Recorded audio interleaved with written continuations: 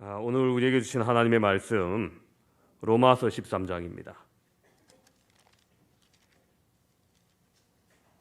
로마서 13장 11절부터 14절까지 제가 봉독하도록 하겠습니다.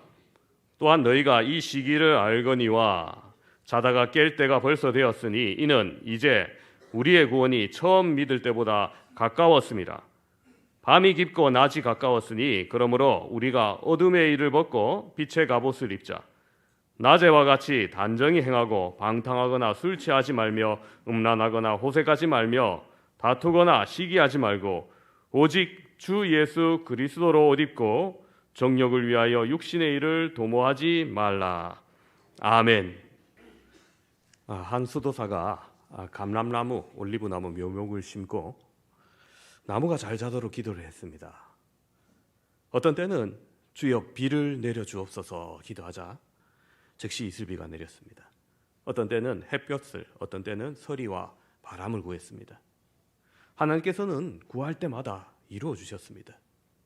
그런데도 묘목이 잘 자라지 않고 계속 시들시들하면서 죽어가는 겁니다. 수도사는 이 감람나무를 잘 키우는 선배 수도사를 찾아갔습니다. 그리고는 자신이 묘목을 심고 시기적절하게 비와 햇볕과 서리와 바람을 구했으며 모두 그대로 되었다라고 이야기를 했습니다.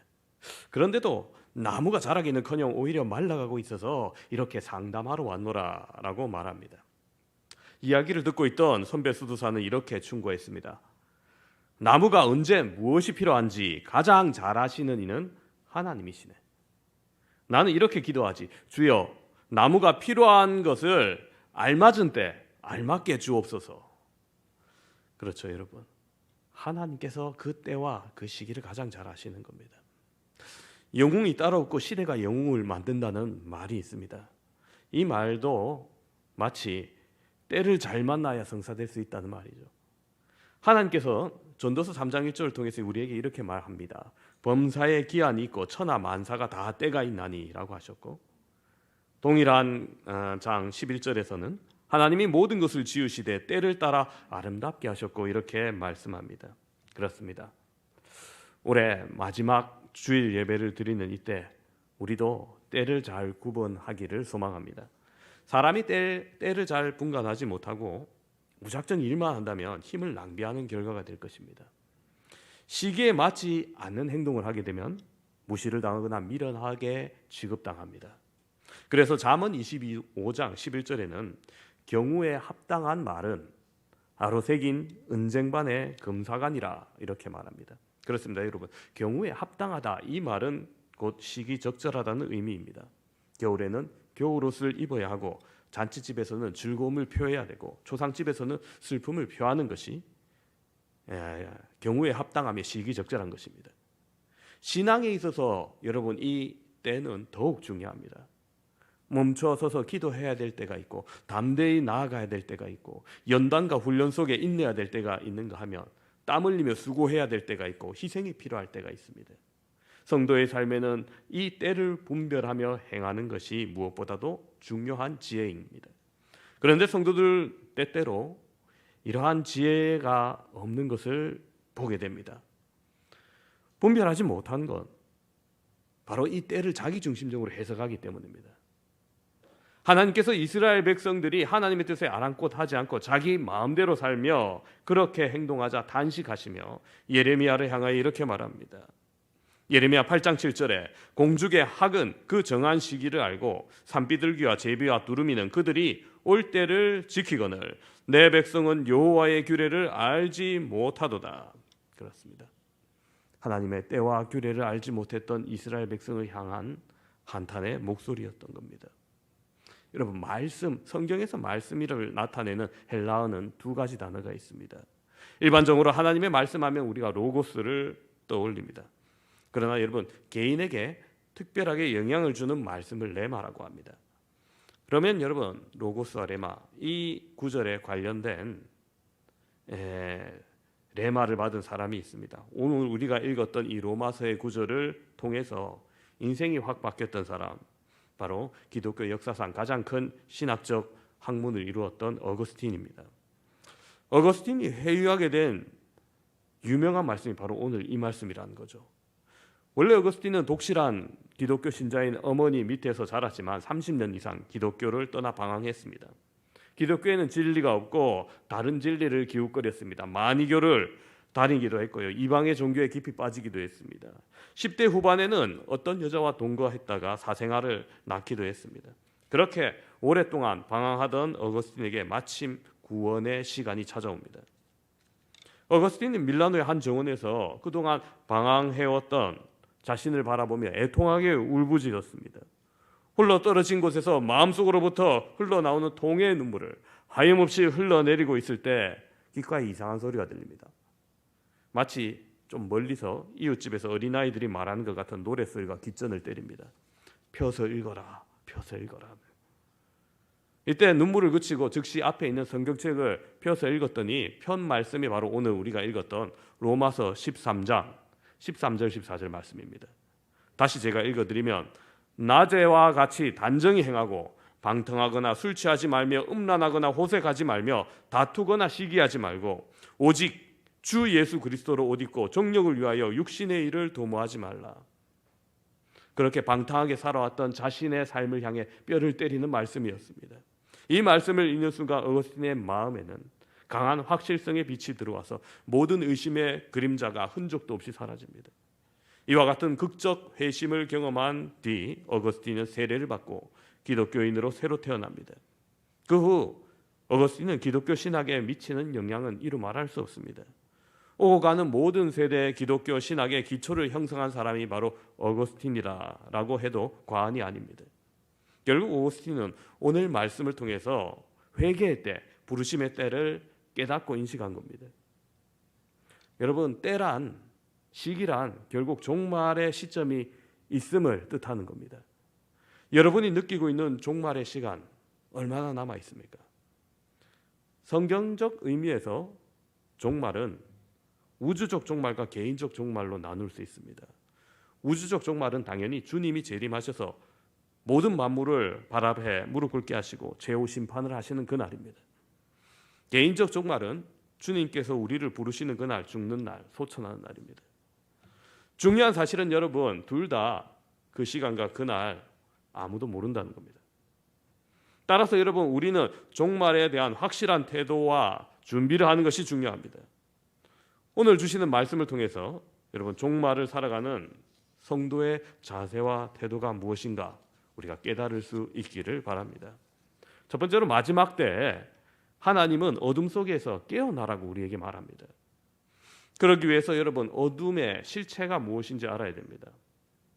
어떤 앞을 보지 못하는 분이 등불을 이렇게 하나 들고 밤길을 걸읍니다. 앞을 못 보는데 등불을 왜 들까요? 자기는 빛을 볼 수 없지만은 지나가는 사람들이 그 등불을 보고 자기와 부딪히는 것을 막기 위해서 좀 피해가라고 등불을 들고 갔습니다. 그런데 얼마쯤 가다가 다른 사람과 부딪혔어요. 맹인이 화가 나서 등불을 쳐들며 말합니다. 아, 이보시오, 여기 눈을 똑바로 뜨고 다니라고. 등불이 보이지 않냐고 얘기합니다. 그러니까 상대방이 하는 말이, 이 맹인 양반, 당신 등불이 꺼진 지 오래된 것 같다고 얘기해요. 뭡니까? 맹인이 빛만 못 보는 것이 아니라 어둠도 못 보는 거예요. 그죠? 그렇습니다, 여러분. 마찬가지로 어둠 속에 죄악에 물든 자는 선과 의만 모르는 것이 아닙니다. 자기가 얼마나 절망된 현실 속에서 살고 있는지도 모르는 거예요. 여러분, 오늘 이 시대는 너무나 악합니다. 옳고 그름에 대한 분별력이 점점 사라지고 있습니다. 선악에 대한 개념이 희미해집니다. 자기의 목적을 이루기 위해서 수단과 방법을 동원하지 않고 다른 사람의 희생, 생명까지도 아까워하지 않는 것이 오늘의 모습입니다. 오늘 우리가 봉독한 이 성경 말씀의 배경은 로마서죠. 로마 교회를 향한 바울의 편지입니다. 당시 로마 제국은 경제적으로, 물질적으로 고대 사회치고 너무나 부유하고 풍족한 삶을 살았습니다. 다양한 문화생활도 있었습니다. 연극은 물론 전차 경기도 있었고요, 검투 경기도 있었고 여러 가지 스포츠 문화도 있었습니다. 그러나 그 결과 로마 시민들은 오히려 방탕한 삶을 살게 됩니다. 경제적 풍요가 오히려 사기꾼과 도둑과 강도들이 범람한 죄악된 세상을 더욱더 부추겼습니다. 뿐만 아니라 종교적으로도 수많은 우상 숭배가 만연하여서 점성술, 마술, 신비 종교가 유행하고 더욱더 방탕하고 타락하고 부패한 삶을 살게 됩니다. 그래서 오늘 본문 말씀에서 사도 바울은 비록 이 로마는 타락하고 방탕에 빠졌지만 그러나 그 로마에 사는 교회 신자들, 로마의 교회 성도들은 빅된 삶, 예수 그리스도의 옷을 입고 하나님의 부름받는 삶을 살라고 경고하는 겁니다. 오늘날도 마찬가지입니다. 여러분, 그리스도인은 주님은 다시 오십니다. 세상 우리를 향하여서 그 종말은 점점 다가오고 있습니다. 이 사실을 우리는 분명히 말할 수 있어야 됩니다. 지금까지 오시지 않았는데 설마 오겠냐? 언제가 오시겠지. 근데 내가 죽기 전까지는 괜찮을까요? 여러분, 그런 설마가 사람 잡느냐는데 아닙니다. 언제 오실지 우리는 알지 못합니다. 설마 하다가 여러분 주님이 부르시면 즉시 떠나야 하는 것이 우리의 존재입니다. 주님은 언젠가는 반드시 오십니다. 따라서 여러분, 오늘이라는 그 시간 중요합니다. 날 잡아놓고 내가 준비하겠다, 날 잡아놓고 주님을 기다리겠다가 아닙니다. 언제 오시더라도 기쁨으로 주님을 맞이할 수 있는 마라나타, 주 예수의 어서오시옵소서 초대교회 신앙들이 있어야 되는 겁니다. 그래야 우리가 기쁨으로 언제나 맞이갈 수 있는 겁니다. 구약의 특이한 선지자 요나는 하나님의 명령을 받고 오히려 반대 방향 다시스로 가는 배를 탔죠. 하나님의 명령을 거역하기 위해서입니다. 그 배에서 깊은 잠에 빠져 있습니다. 그런데 갑작스러운 풍랑이 납니다. 그런데도 요나는 하염없이 계속 배 깊은 곳에서 잠만 잡니다.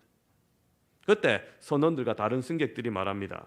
자는 자여, 어찌 미뇨 일어나서 내 하나님께 구하라. 혹시 우리를 생각하사 망하지 않게 하리라. 여러분, 믿지 않는 자가 믿는 자에게 좀 기도해봐라는 거예요. 그래서 요나서는 참 재미있습니다. 근데 여러분, 어쩌면 우리가 요나같이 세상의 죄악을 깨닫지 못하고 영적 잠에 빠져 있지는 않는가 우리가 돌아봐야 된다는 겁니다. 세상은 죄악의 풍랑 속에서 휘청거리는데 교회라는 뱃속에 있는 우리가 혹 그 안에서 잠들어 있지는 않는지요. 하나님은 오늘 우리에게 말씀하십니다. 자다가 깰 때가 벌써 되었다는 겁니다. 우리는 영적인 잠에서 깨어나 예수 그리스도의 군사로 활동해야 할 때라는 겁니다. 잠에서 깨어나지 못하고 여러분 계속 졸고 있으면 영적으로 육적으로 모두 죽게 됩니다. 반드시 대가를 지불하게 되어 있습니다. 빨리 깨셔야 됩니다. 아직도 세상의 잠에 취해 있다면 일어나시기 바랍니다. 여러분, 기도의 생활에 잠들어 계십니까? 속히 깨우시기 바랍니다. 여러분, 말씀을 보는 생활이 잠들어 있습니까? 속히 깨워야 됩니다. 여러분, 섬김과 봉사의 생활이 잠들어 있습니까? 이제는 깨어나시기 바랍니다. 여러분, 전도의 생활이 잠들어 있습니까? 이제 깨어서 생명의 복음을 전하는 자 되어야 합니다. 육적으로나 영적으로나 졸고 있으면 죽어요. 자동차 사망 사고의 대부분 원인은 졸음운전입니다. 자신뿐만 아니라 괜히 타인까지 죽게 됩니다. 그러므로 여러분, 우리가 영적으로 깨어있지 않으면 자신뿐만 아니라 다른 사람까지도 영적으로 죽일 수 있다는 것을 여러분 기억하시기 바랍니다. 우리 성강교회 안에 혹 아직도 잠자고 있는 분이 있다면 속히 잠에서 깨시기 바랍니다. 우리 안에 고정관념의 틀을 벗어가고 경직된 사고의 틀을 벗어나서 부정적인 폐쇄의 틀을 벗어나서 여러분, 누가 와도 어떤 새신자가 와도 함께 기쁨으로 일할 수 있고 함께 섬길 수 있는 구조를 만들고 아이들이 많이 와도 우리가 감당할 수 있는 교사, 교육기관이 되어야 될 줄로 믿습니다. 그 속에 부흥의 역사가 이루어지는 겁니다. 우리 모두 졸고 있는 성도가 있다면 서로 더욱더 깨워줄 수 있기를 바랍니다. 조는 것도 전염병이거든요. 괜히 옆에 졸고 있으면 따라 졸게 되어 있습니다. 우리는 먼저 부름받은 주의 일꾼으로 앞장서서 힘차게 전진할 때 부흥을 노래하게 될 줄로 믿습니다. 두 번째로 마지막 때는 하나님은 어둠의 일을 벗어나라고 우리에게 말씀합니다. 여러분, 13절 보면은 어둠의 일을 6가지 단어로 설명하고 있습니다. 13절에 낮에와 같이 단정히 행하고 그 다음부터 방탕하거나 술 취하지 말며 음란하거나 호색하지 말며 다투거나 시기하지 말고. 그렇죠. 방탕, 술 취함, 음란, 호색, 다툼, 시기죠. 여러분, 이 6가지 단어, 오늘날 시대상을 너무나 잘 보여주는 단어 아닙니까? 방탕은 무질서입니다. 방탕은 날마다 놀고 먹고 마심으로 세월을 보내는 생활입니다. 절제하지 못하고 자기 이기심을 쫓아 살아가는 것입니다. 삶의 표토를 정하지 못하고 바람에 이리저리 흔들리는 갈대처럼 방향 감각을 상실한 삶입니다. 술 취하면 어떻습니까? 하나님 앞에 부끄러운 생활입니다. 이 두 가지는 여러분 육신의 욕망으로 짓는 죄입니다. 술 취하면 이성이 마비되고 무책임한 행동을 합니다. 또한 우리 사회 대부분의 사고가 술 취함에서부터 비롯됩니다. 우리나라 사람이 얼마나 술을 많이 먹는지. 교회 다니는 사람들이 술을 안 먹는 것 치고 그럼 세상 사람들은 도대체 술을 얼마나 먹냐? 제가 한번 통계를 봤어요. 우리나라 1인당 술을 얼마나 소비하냐. 이게 평균이니까 안 믿는 사람이 이것보다 더 많이 먹겠죠. 믿는 사람 못까지 더 먹겠죠. 2013년 통계인데 1년 동안 1인당 맥주가 148.7병, 소주가 62.5병, 전통주, 안동 소주, 청주 이런 거 있죠. 33병, 양주 2.7병. 이건 비싸서 좀 덜 먹나 봐요. 와인이 2.2병 순이라고 합니다. 이거 참 골고루도 많이 먹습니다. 그죠? 음주운전법은 어찌 그리 안대한지. 다른 나라에 이런 법이 없다는 거죠. 음주운전을 해서 사람을 치어서 사망에 이르게 했는데도 무기한 면허 취소가 아니라 5년간, 최대 5년간 죄취득 금지라고 해요. 여러분, 음주운전은 분명히 용서가 안 되는 살인이죠. 범죄입니다. 그럼에도 너무 관대한 겁니다. 지난주 어떤 분은 신방하다가 과거에 우리 교회 모 집사님을 알고 있었는데 교회를 제대로 나오기 전에 이 얘기입니다. 주사를 말씀해 주시더라고요. 주사를 부리면 온 동네가 다 한대요. 그런데 지금 완전히 다른 사람 됐다고 말씀해 주시는 겁니다. 이 이야기하니까 괜히 찔리신 분 한 서너 명 계신지 모르겠는데 중요한 건 뭡니까? 변화죠. 예수의 복음이 제대로 들어가니 변화되었다는 겁니다. 혹 여러분 가운데 아직도 음주 문제로 해결하지 못한 분이 있다면 여러분 예수의 이름으로 해결하시기를 바랍니다. 세 번째 어둠의 단어 음란이죠. 금지된 성적 욕망을 말합니다. 사도 바울 당시 로마 사람들의 생활 정말 불륜이 많았다고 하죠. 육체적 욕망을 채우기 위한 부도덕한 행위를 말합니다. 그런데 여러분 우리나라라고 예외입니까? 전국 산천을 다녀보십시오. 시골을 가보십시오. 모텔이 어떻게 곳곳에 있는지, 관광지도 아닌데 어떻게 있는지. 근데 그게 유지가 돼요. 그럼 장사가 되고 있다는 얘기 아닙니까?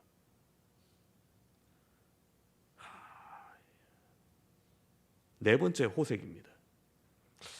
여러분 이 호색은 헬라어로 아셀게이아라고 하는데 부끄러움을 모르는 파렴치한 죄를 말합니다.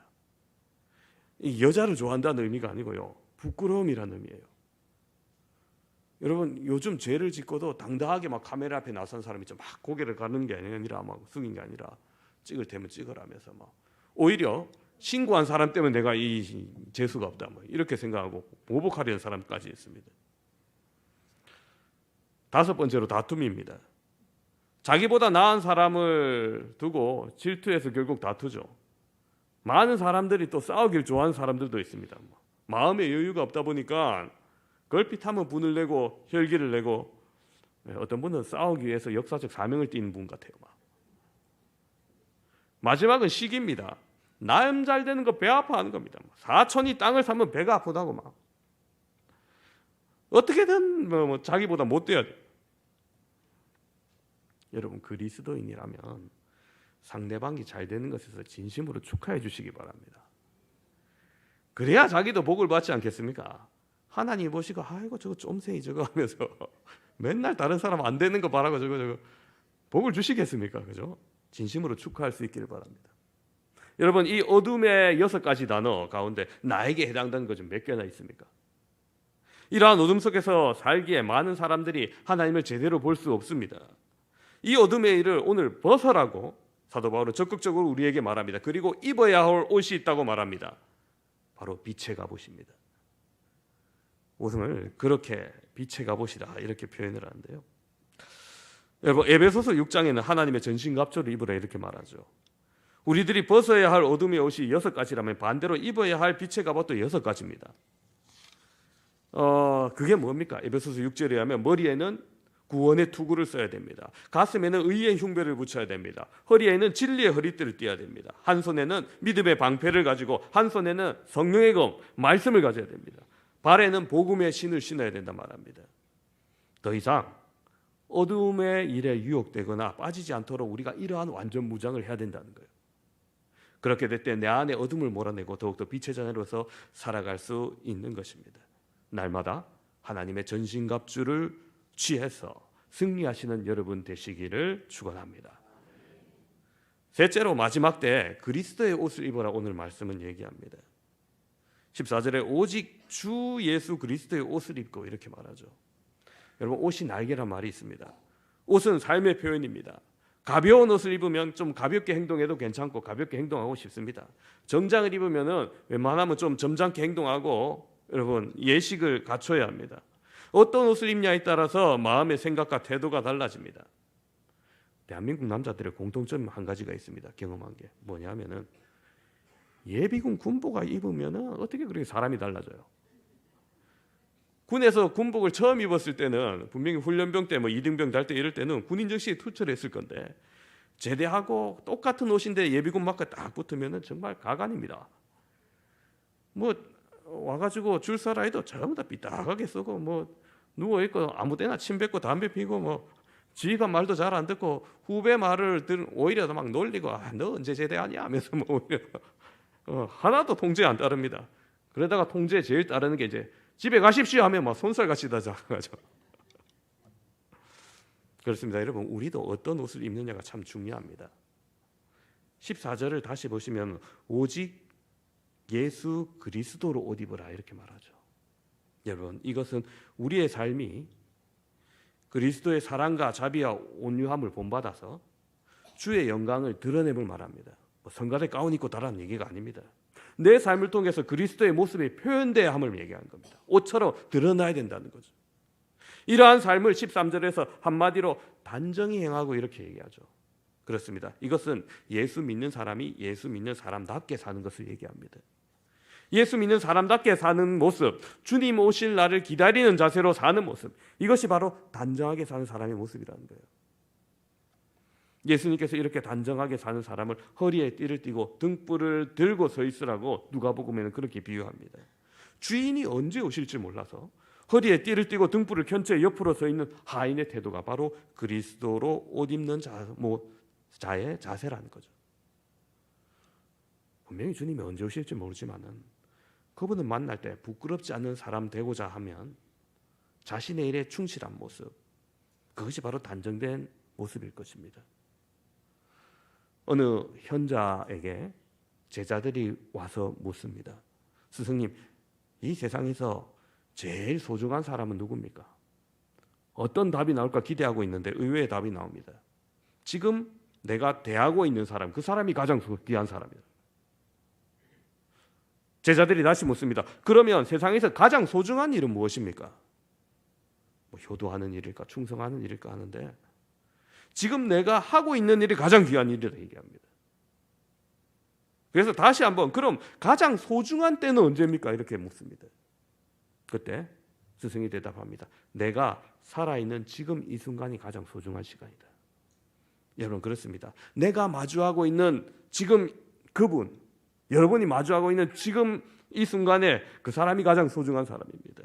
내가 하고 있는 이 일이 가장 귀한 일입니다. 내가 지금 서 있는 그 시간이 가장 중요한 때입니다. 지금 여기서 그 수많은 것들이 결정된다는 겁니다. 여러분 우리의 미래는 오늘의 나의 삶에 의해서 오늘 하루하루의 나의 삶에 의해서 결정되죠. 언젠가 내가 알지 못하는 시간에 우리의 종말은 옵니다. 뭐 개인적인 종말이든 우주적인 종말이든 그 종말의 때와 그 시기를 여러분 굳이 관심 갖기보다는 언제 올까 굳이 뭐 계산하고 그러지 마세요. 예전에 한번 어떤 세대기 와가지고 2025년 안에는 예수님 온다고 막 그래 얘기하길래 좀 우리 교회 안 맞는 것 같다고 오시면 안 될 것 같다고 얘기했는데 여러분 그렇습니다. 그런데 관심을 갖기보다는 지금 내가 만나는 사람, 지금 내가 행하는 일, 지금 내가 하나님 앞에 부끄럽지 않게 최선을 다하는 그것이 중요한 겁니다. 오늘 함께 예배드리는 사랑하는 성도 여러분, 벌써 2023년 한 해가 저물어가고 있습니다. 채 하루도 남지 않았습니다. 천하에 범사의 기한이 있고 모든 목적이 이룰 때가 있습니다. 사람이 날 때가 있으면 죽을 때가 있고 심을 때가 있으면 거둘 때가 있다고 전도서는 말합니다. 그러나 여러분 그 때를 놓치거나 잊어버릴 때 참으로 후회하는 일이 생기죠. 그러므로 여러분 때를 바로 보고 준비하는 지혜로운 성도 되시기를 바랍니다. 우리의 삶은 분명히 종말을 향해서 지금도 한 걸음 한 걸음 나아가고 있습니다. 내게 주신 하나님의 시간 안에서 여러분 잠을 자고 있다면 깨어납시다. 교사의 자리, 임원의 자리, 구역장, 권찰의 자리, 찬양단의 자리, 직분의 자리, 헌신의 자리, 기도의 자리, 사랑의 자리, 믿음의 자리, 화평의 자리, 그 자리에서 잠자고 있다면 여러분 이제는 일어납시다. 죄악의 밤이 깊어갈수록 주님 오실 낮의 시간은 분명히 가까움을 알 수 있습니다. 그러기에 여러분 지금 밤이라도 낮과 같이 단정히 행할 때입니다. 모든 어둠의 옷들을 벗어버리고 빛의 갑옷을 입어야 할 때입니다. 그래야 우리 모두가 언제 주님 오시더라도 기쁨으로 맞이할 수 있는 지혜로운 우리 성강교회 모든 성도 다 되시기를 주님의 이름으로 축원합니다.